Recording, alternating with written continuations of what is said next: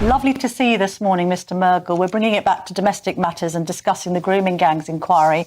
Now, you are a Muslim man who pushed for this inquiry. That must have been quite difficult for you. Well, it is difficult because, unfortunately, individuals of my ethnic background and individuals of my faith background have been involved in this process.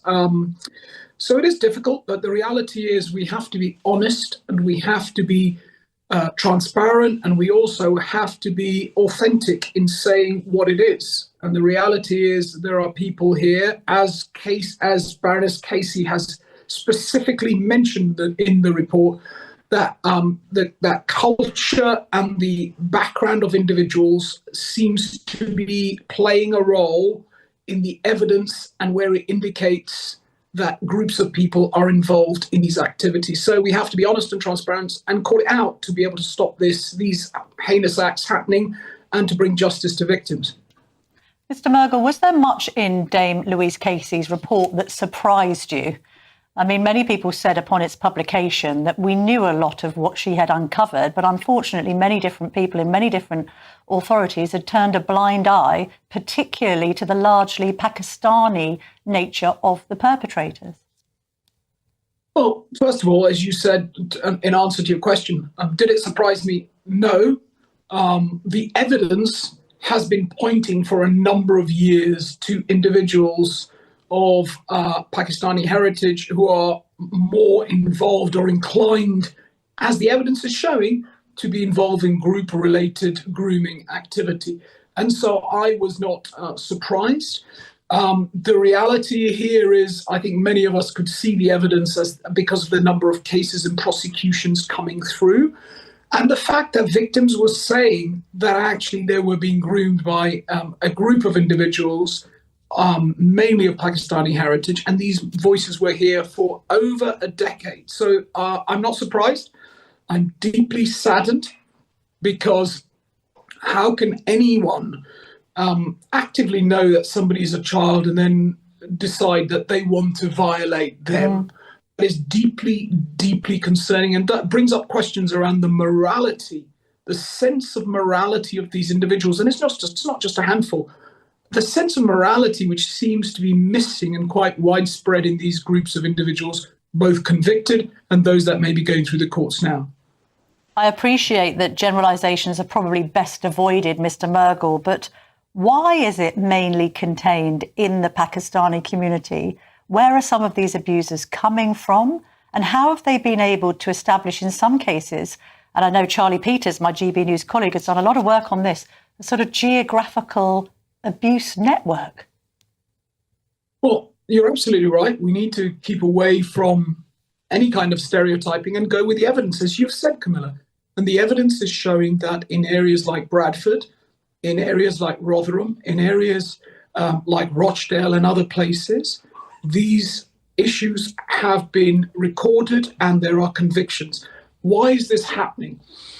Well, I can give you only my anecdotal thoughts on this, and also having grown up and listened to some deeply toxic conversations that I've come across through acquaintances or friends. I think there was a sense that these young girls were seen as, quote, worthless. Start off with that. Now, that brings up a question of what kind of morality does somebody have to see a young girl as worthless? Right. The second thing here is that there is a form of racism, and that form of racism is to see white girls as being lesser than their own daughters.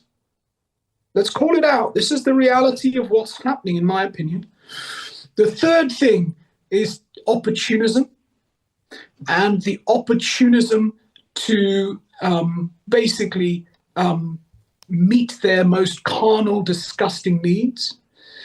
And in doing so, because these young girls were very vulnerable and effectively on the streets, and the opportunity arose.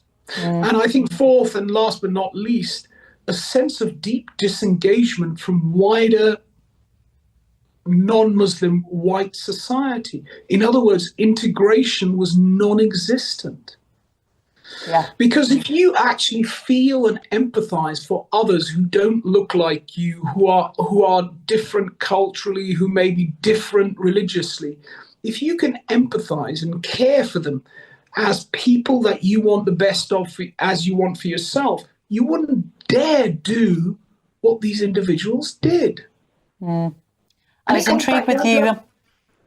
I was intrigued with you mentioning.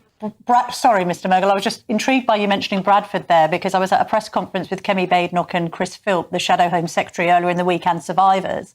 They both made the point that Bradford particularly has been resisting any investigation whatsoever into this. Why do you think that is? Because they're probably, anyone who's resisting any investigation has got something to hide. Yeah. Okay, anyone who resists an investigation into the violation of young children on such a scale has got something to hide, because our basic moral reaction should be, my God, we should look at this. And so they've got something to potentially hide, okay? Whatever it is, who knows? Second of all, I suspect there are individuals in the political echelons that know they're probably going to end up having to answer some difficult questions. And third thing, are we going back to this whole issue about, oh my God, is this going to cause racial differences and divisions in our society? Well, we're way past that point. As Baroness Casey had said, if we had dealt with these issues when they had happened 5-10 years ago, we wouldn't be having these ramifications today. You have to deal with the difficult issues if you are to stop major social ramifications down the line. What Baroness Casey was saying, you need to have courage to tackle the difficult, to get on with, to move your society on.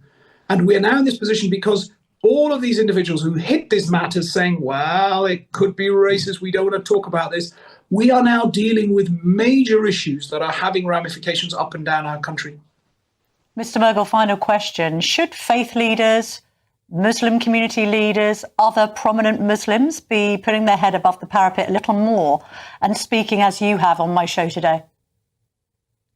Well, it's essential. Look, I mean, can't they see their daughters in these young girls?